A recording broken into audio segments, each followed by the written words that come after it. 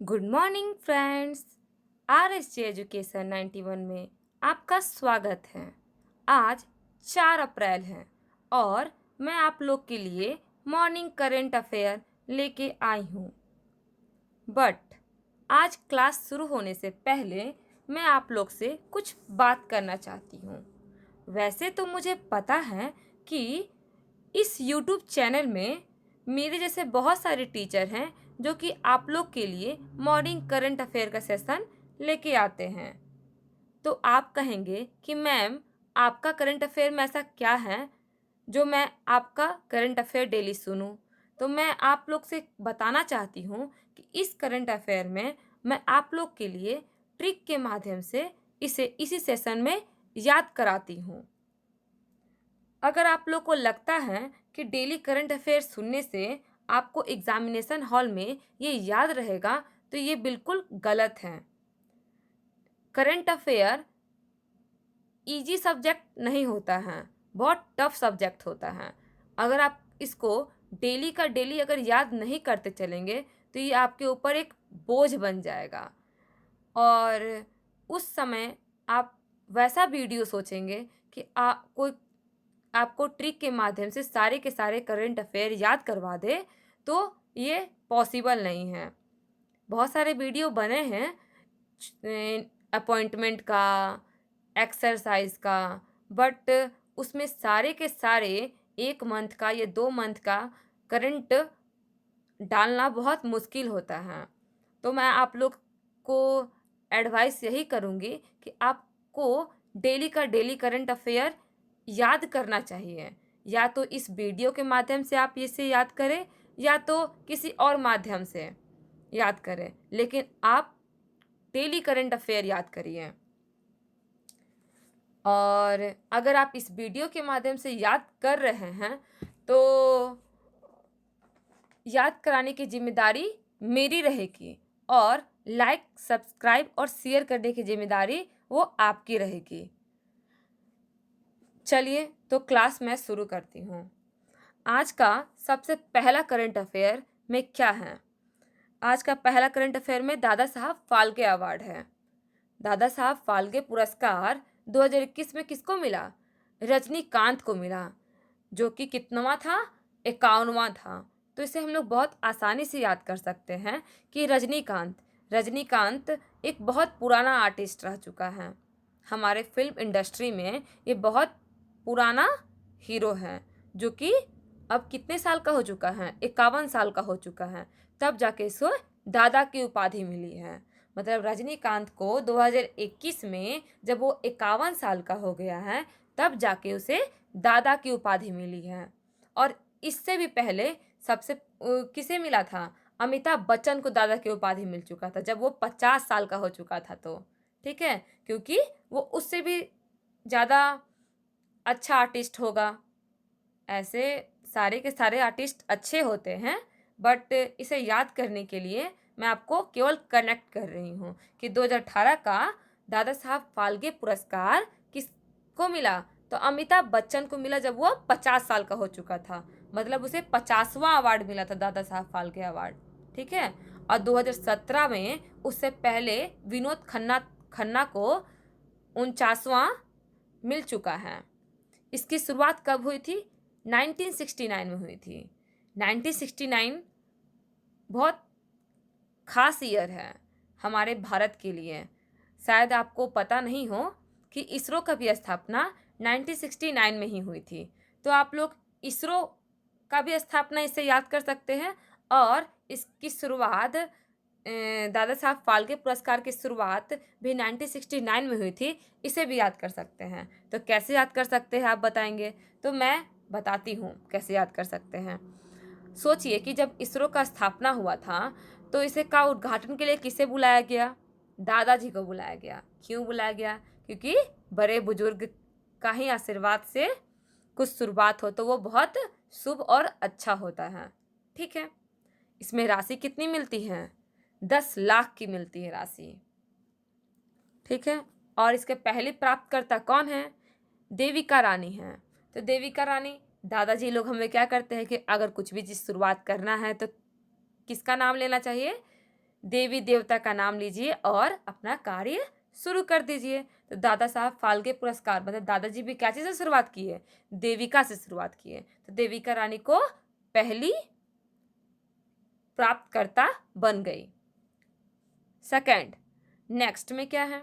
Gender gap सूचकांक 2021। Gender gap सूचकांक में हमारा भारत का स्थान कितना है? 140 है। इसे भी बहुत आसानी से याद किया जा सकता है। बस थोड़ा सा आप लोग याद करिए। आर्टिकल आर्टिकल आर्टिकल 21A क्या कहता है? आर्टिकल 21A यही कहता है कि आपको 6 से 14 वर्ष की आयु के बच्चे को समान ढंग से और बिना भेदभाव के आपको इसे शिक्षा देना अनिवार्य है, जो कि आपका 86वां संविधान संशोधन 2002 में जोड़ा गया था। तो हम ये क्यों बताएं आपको? मैं आप लोग को ये इसलिए बताएं कि 6 से 14 साल के बच्चों के लिए 14 से 140 आप लोग याद कर सकते हैं कि हम लोग का 6 से 14 साल के बच्चों के लिए कोई भी भेदभाव नहीं देखा जाता है। इसे समान अधिकार से शिक्षा दिया जाता है। ठीक है, आगे क्या है कि पहला स्थान कौन रहा है? तो आइसलैंड है, दूसरा फिनलैंड है और तीसरा नॉर्वे है। और इसे कौन जारी करता है? तो वर्ल्ड इकोनॉमिक फोरम जारी करता है। इसे भी आसानी से याद किया जा सकता है कि कौन जारी करता है। ये यूपीएससी भी में भी पूछा जाता है कि इसे कौन जारी करता है, क्योंकि एसएससी रेलवे तो ये बहुत कम पूछता है कि ये इंडेक्स को कौन जारी करता है, कौन रिलीज़ करता है। लेकिन अगर आप लोग अच्छा प्रिपरेशन कर रहे हैं तो आपसे क्वेश्चन ये पूछा जाएगा कि जेंडर गैप रिपोर्ट किसके द्वारा जारी किया जाता है? तो हम लोग क्या आंसर टिक लगाएंगे? वर्ल्ड इकोनॉमिक फोरम लगाएंगे। इकोनॉमिक फोरम भी करते हैं। कैसे याद करेंगे? कि इकोनॉमिकल प्रॉब्लम के कारण 14 साल से ऊपर के बच्चे भारत में अनएजुकेटेड रह जाते हैं, क्योंकि उसके माता पिता के पास उतने पैसे नहीं होते हैं कि उसे पढ़ा सकें। तो हम लोग याद कर सकते हैं कि इकोनॉमिकल प्रॉब्लम के कारण। तो world economic forum gender gap report प्रकाशित करता है और इसमें भारत का स्थान 140वां है। पहला स्थान आइसलैंड का है, दूसरा फिनलैंड का है, तीसरा नॉर्वे का है। आगे तीसरा क्वेश्चन, तीसरा में क्या है? शांति अग्रसेन 2021। शांति अग्रसेन 2021 एक एक्सरसाइज का नाम है, जो कि बहुराष्ट्रीय सैन्य अभ्यास है। बहुराष्ट्रीय सैन्य अभ्यास कौन इसे आयोजित कर रहा है? तो बांग्लादेश। ये बांग्लादेश का एक्सरसाइज है, जो कि बहुत सारे कंट्री बांग्लादेश में जाके ये अभ्यास करेंगे। इसमें हमारा भारत भी पार्टिसिपेट कर रहा है। इसे हम लोग याद कर सकते हैं कि अगर हम लोग को किसी बांग्ला में या बंगला में रहना है तो हमें शांति बना के रखना चाहिए, और बहुत सारे कंट्री लोग आ रहे हैं तो और शांति बना के रखना चाहिए, क्योंकि ये एक अभ्यास है। इसमें मिलिट्री एक्सरसाइज होता है, और मिलिट्री एक्सरसाइज मतलब कि डिफेंस कितने डिसिप्लिन में रहते हैं ये आप लोग को तो पता ही है। इसका विषय इस बार का क्या था? रोबोस्ट पीस कीपिंग ऑपरेशन था। Robust keeping operation. और ये 50वां वर्ष पूरा हुआ है। स्वतंत्रता दिवस का बांग्लादेश का 50वां वर्ष पूरा हुआ है। स्वतंत्रता दिवस कब मनाया जाता है बांग्लादेश का? तो 1971 में मनाया जाता है। और वहाँ के राष्ट्रपिता कौन कहलाते हैं? तो बंग बंधु शेख मुजीबुर रहमान कहलाते हैं। इनके जन्मदिन के अवसर पे ही हम लोग वहाँ स्वतंत्रता दिवस घोषित किया गया है, जो कि इस बार 50वां वर्ष पूरा हुआ है। तो आगे चलते हैं। चौथा में क्या है? ब्रिटानिया के अतिरिक्त निदेशक कौन बना है? उर्जित पटेल।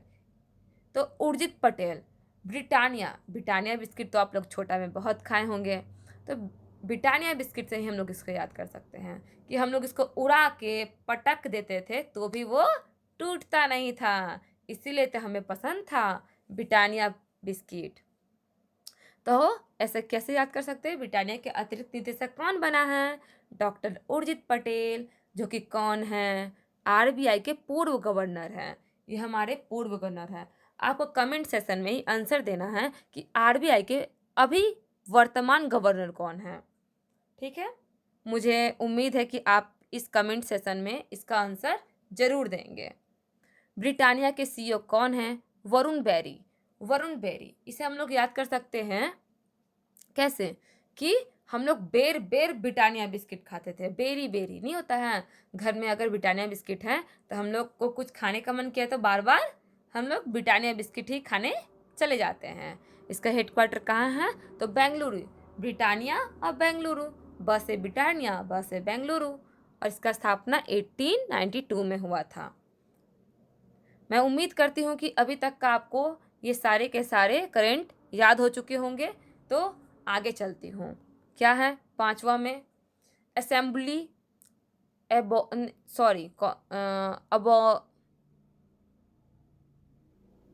अंबोली जैव विविधता विकास संस्थान शामिल हो गया है। अम्बोली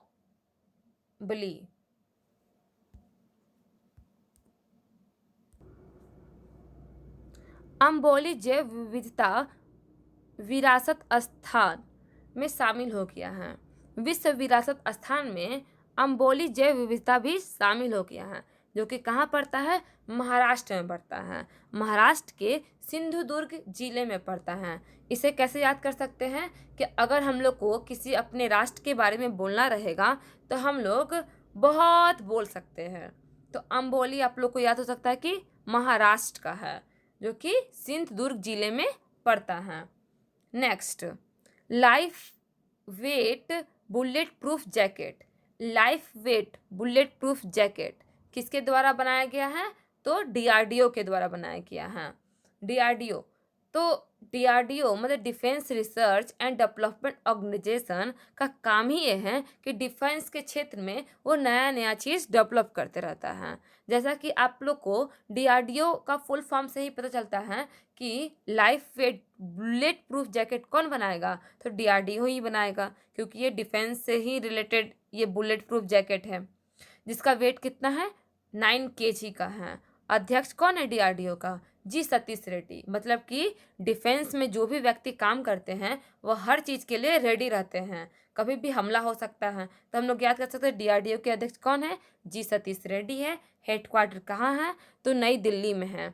और इसका स्थापना कब हुआ था? 1958 में हुआ था। तो नेक्स्ट आगे क्या है? डॉक्टर BR अम्बेडकर के जन्म दिवस कब है? 14 अप्रैल। 14 अप्रैल को सार्वजनिक अवकाश घोषित कर दिया गया है। और डॉक्टर BR अम्बेडकर का इस बार कितनवां जयंती होगा 2021 में? 130वां जयंती होगा। ठीक है, आगे नेक्स्ट में क्या है? नेक्स्ट में हमारा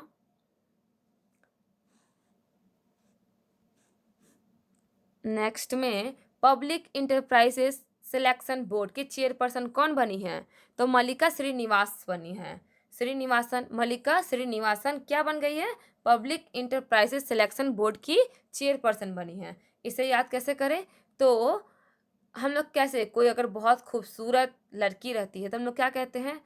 ये तो मलिका है, मतलब मलिकों की रानी। ठीक है, तो मलिकों की रानी को हम लोग क्या करते हैं? एंट्री देते हैं।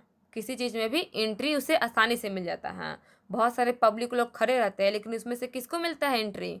तो मल्लिका को मिलता है निवास करने के लिए। तो मल्लिका श्रीनिवास हम लोग कैसे याद कर सकते हैं?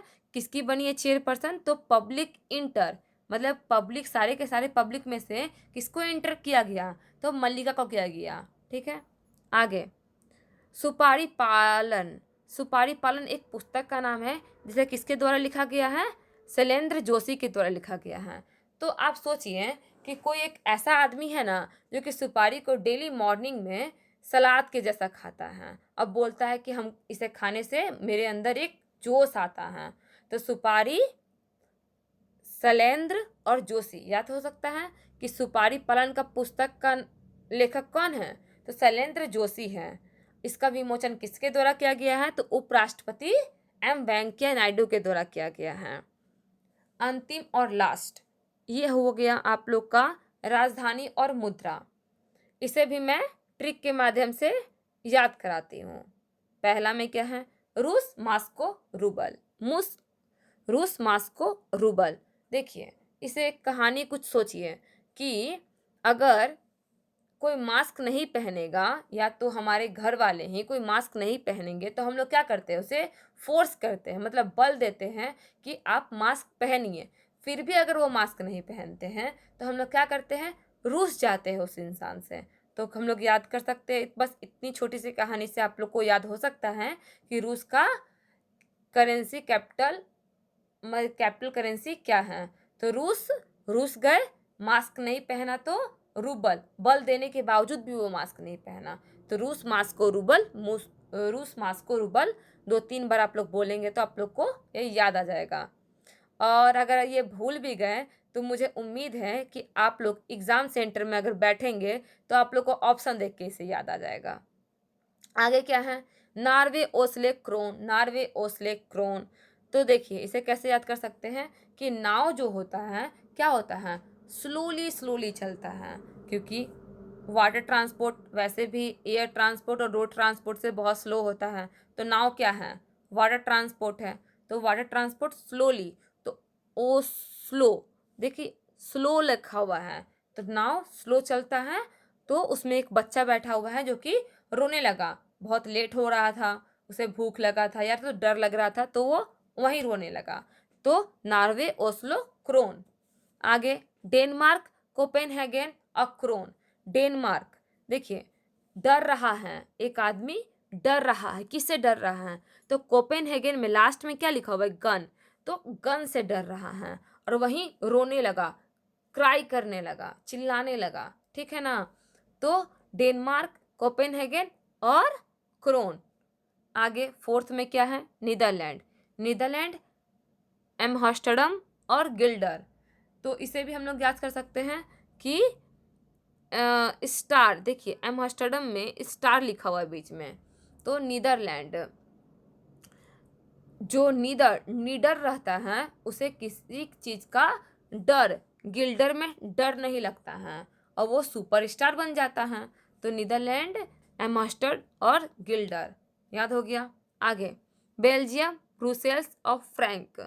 बेल्जियम बेल्जियम में क्या कहता है कि उम, बेलना, हम लोग रोटी बनाने के लिए क्या करते हैं, बेलना से रोटी बेलते हैं। और ये कहाँ हो रहा था, फ्री में सेल हो रहा था। तो सारी की सारी महिलाएं वो फ्री का सेल में घुस गई, क्या लेने के लिए, बेलना लेने के लिए। और बेलना दो इस्तेमाल होता है, क्या क्या, पीटने में और रोटी बनाने में। तो मैं उम्मीद करती हूँ कि आपको ये सेशन पसंद आया होगा। सो थैंक यू एंड जय हिंद।